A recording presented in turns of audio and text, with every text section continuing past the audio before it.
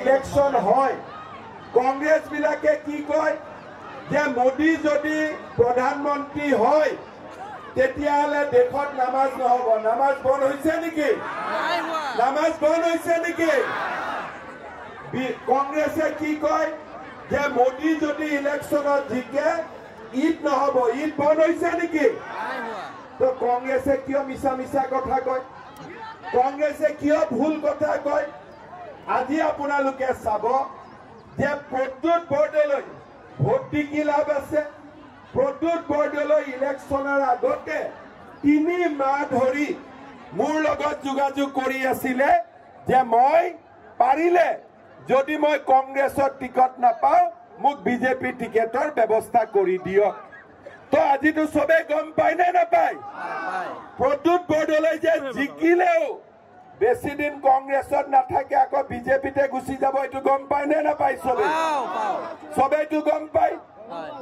গতিকে বেক সাইডৰ পৰা বিজেপিক ভোট দিয়াত কৰি ডাইৰেক্ট বিজেপিক ভোট দি দিব লাগে, হয় নে নহয়?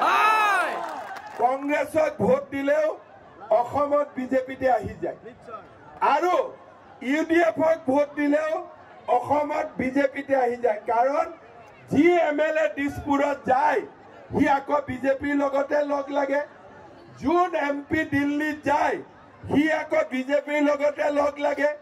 গতিকে ৰূপহীৰ মানুহে কংগ্ৰেছক ভোট দিলে এমপি গৈ বিজেপিৰ লগত, কংগ্ৰেছক ভোট দিলে এমএলএ গৈ বিজেপিৰ লগত। তাতকৈ ডাইৰেক্টলি আমি বিজেপিক ভোট দি দিব লাগে নে নালাগে? লাগে। সেইকাৰণে ৰাইজ এইবাৰ আপোনালোকে সকলোৱে ডাইৰেক্টলি বিজেপিক ভোট দিব, ঠিক আছে? আজি আপোনালোকে চাওক, কংগ্ৰেছৰ দিনত যদি 1 লাখ চাকৰি হলহেঁতেন দালালে কিমান খালেহেঁতেন? আধা টকা দালালে খালেহেঁতেন নাই? ইয়াত যিমান ডেকা ল'ৰা আছে একবাৰ মনত হাত থৈ কওক, কংগ্ৰেছৰ দিনত অংগনবাদী চাকৰি লবৰ কাৰণে 5 লাখ টকা ঘোষ দিব লাগিছিল নে নাই? লাগিছিল নে নাই? বিজেপিৰ দিনত চাকৰিত পইচা দিব লাগে? নালাগে। বিজেপিৰ দিনত চাকৰিত পইচা দিব লাগে? নালাগে। 1 লাখ চাকৰি যে হল কোনবাই 1 টকা ঘোষ দিছে? নাই। বিজেপিৰ দিনত দালালি কমিছে নে নাই? কমিছে। এতিয়া মই আপোনালোকক কৈছো, ইলেকশ্যনৰ পিছতে মই আৰু 50,000 চাকৰি মই খুলি দিম। 50,000 চাকৰি কোনে পাব? গৰীবে পাব। চাকৰি কোনে পাব?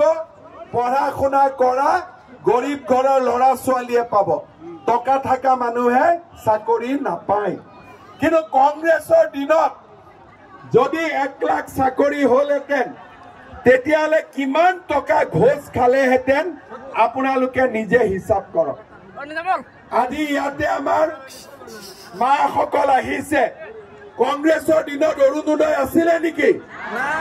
কংগ্ৰেছৰ দিনত অৰুণোদয় আছিলে নেকি? আপোনালোকক অৰুণোদয় লাগে নে নাই? কাক কাক অৰুণোদয় লাগে? হাত ডাঙৰ লাগে? গামচাখন দিয়া